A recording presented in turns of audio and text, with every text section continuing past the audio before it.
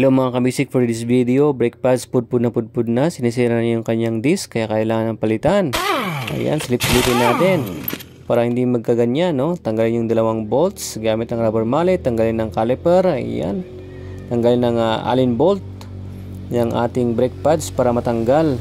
Ayun, no? Allen wrench ang gamit natin dyan. Alright, luwagan natin at ayan na. Silipin na natin, pudpud na. Kailangan tignan natin para hindi ganyan. Ayan, lawagan natin yung screw ng ating brake master para yung brake fluid ay tutulo dyan. Pag nag-press na tayo ng ating pistons, yan, Ayan, daan-daan lang, press na natin yan para may salpak natin. Mailagay natin yung bagong brake pads mamaya. Yun, tumutulo na. Ayan. Press lang natin. Ayun, yung dalawang piston. Ayan, okay na. Siyempre, kunin natin yung bagong brake pads natin para ipalit natin.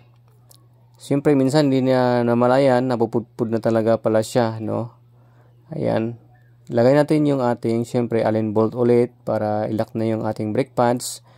Gamit ang Allen wrench, pahigpitan na natin. Ayan. Alright.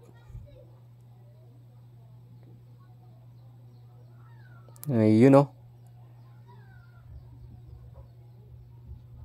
Okay, dapat smooth yung ating preno. Napakalaga yung preno natin kaya kailangan i-check natin yung ating mga brake pads. Ayun. Yung kanyang lock. Okay na.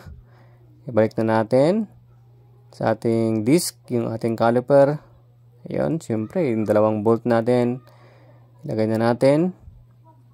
And i-impact na natin yan para mabilis. Ayun, Alright. And then, huwag kalimutan na paigpitan yung ating mga screws sa ating brake master. Yun, Binumba na natin unti, okay na. Yung tubig na lang para malinis. Alright. Thanks for watching. God bless.